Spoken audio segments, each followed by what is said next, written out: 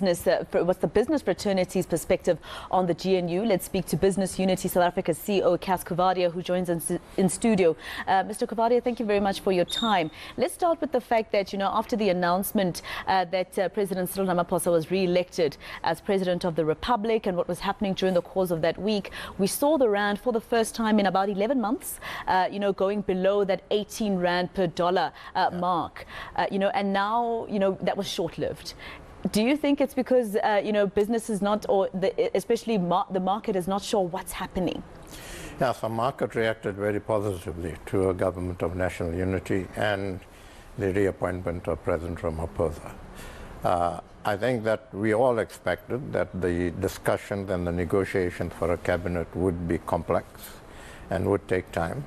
Yeah. But I think that the quicker that gets done, the better, because the more time it takes, the more uncertainty it creates, and markets react to that, unfortunately. And I think what's also been unfortunate, although I guess not unexpected, is that things have been leaked and so on, and so to a certain extent, these negotiations are being carried out in the public space, and I don't think that's very useful. So we would certainly urge, I think that immediately after the elections, the ANC in particular, but also the DA and the IFP, acted in an admirable way, I think, that they all appreciated that they needed to work together. They started putting country first, and they started looking at how they work together, and I think that needs to continue. The bottom line is that the electorate has said, we don't trust any party to actually lead. Yes. These are the three parties that, the ANC and DA had the most votes. And they need to work together.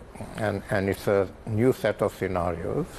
And in a government of national unity where no party has a majority vote, the parties need to work together in the national interest. What are you hoping for in terms of these ministries and who takes them up? Does it matter to BUSA? Yeah, it does. I think the ministries need to have ministers that we don't expect ministers to have total technical knowledge of the posts that they take up, but we do expect ministers to show leadership. We expect ministers to buy into a vision set by the president and to continue to implement that vision, so that the cabinet has to be behind the president in a united way, which was a problem in the previous government. It wasn't.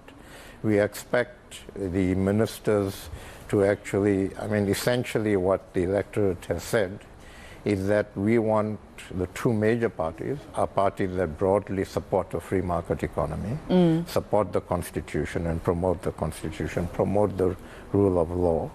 And we expect all ministers to buy into that and promote that. So it's those sorts of things that we expect from ministers. And then to be able to lead the departments, to have a broad understanding of the portfolios that they're actually leading, and to then say, okay, now let's roll up our sleeves and get to work and get the economy going, get investment going, and let's start creating jobs and improving people's lives.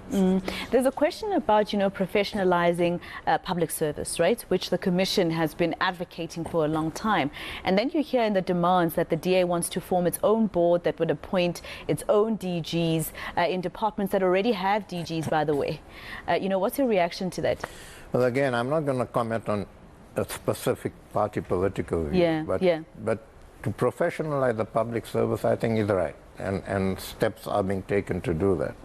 And we need to distinguish the public service from the executive, right?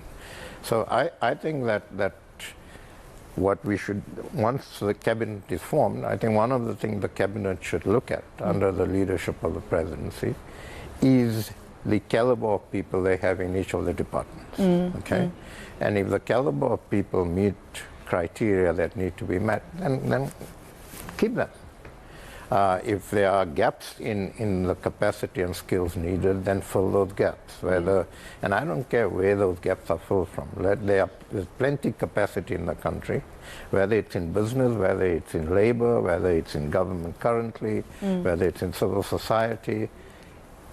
Find the best capacity and bring it into government so that we can actually do the job we need to do. And I think we need to separate, in looking at the public service, difficult to do, but we need to separate our political considerations and ideological considerations from the professionalization of the public service. Yeah. And that's what we should be concentrating on. We need good people. There are good people in government who are doing a good job. We need to add to that, and we need people who actually understand what they need to do, have the skills to do what they need to do, and do it. Implementation is critical. And the minister's role and the DG's role under him or her is then to make sure that those things happen. You said something very important, the implementation, right, of policies. As Business Unity South Africa, what policies are you hoping are kept? Especially, with ministries that have to implement those policies, such as your DTI, your small business, for example, and even the finance by extension, actually by a large extent. What kind of policies do you think should stay, and those that need to be added? What's important to you?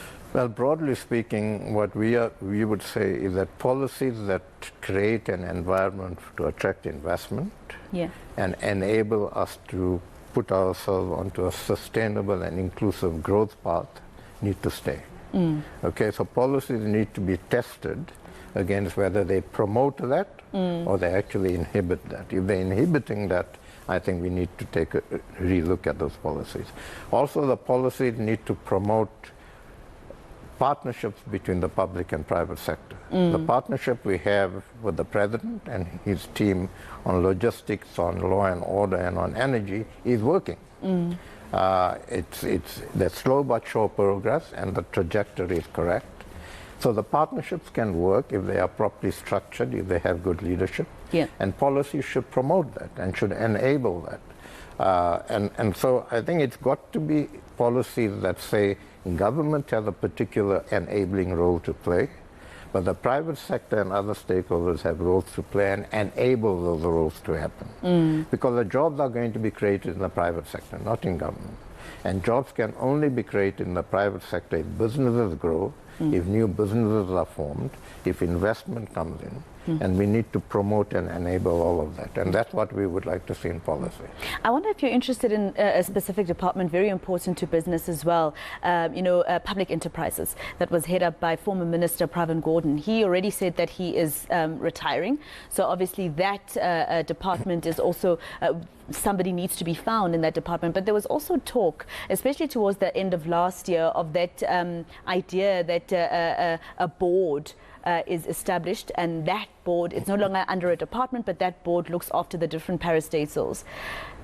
Are you concerned about where this conversation will go now that we are in the 7th administration? Well, there are a number of things related to the SOEs.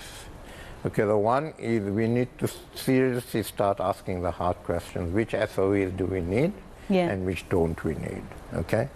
And we need to take the hard decisions to close those that we don't need, because they're not contributing to either economic or social growth and development, and all they are a drain on the fiscus. And then to ask ourselves the questions, can we rationalize some others and stay with those SOEs that are critical for economic and social growth and development, and government's role in that in particular, okay? How they governed, we can have a conversation on. But the bottom line is that if an SOE has a board, has a CEO, that board has responsibilities, has fiduciary responsibilities, and ministers should not be interfering in that board. Okay, so let's have a structure of governance that says that boards are put into place, a CEO is put into place by that board, and allow the board and the CEO from a governance and an executive point of view run those organizations within the context of mandates set by government to meet the economic and social developmental agendas of those institutions. And even those SOEs need to be absolutely clear that the best way for them to meet their mandate is to also enable and open up space for the private sector to play a role, as is happening at Eskom, as is beginning to happen at Transnet. And we're beginning to see the positive impacts of that. We're not talking privatization here. Forget all those nomenclatures. We're talking about bringing the best capacity into play to get the job done. Very important. Yeah. Thank you so much, Mr. Cas Thank you. Coovadia, the CEO of Business Unity South Africa, in conversation with us. They're a very important partner in the creation of jobs. All those promises that politicians were making to you as the electorate, business is the important partner, and they need to be able to be given the space to actually act as the catalyst to create those jobs and make life better for the people who are disadvantaged. Still to come on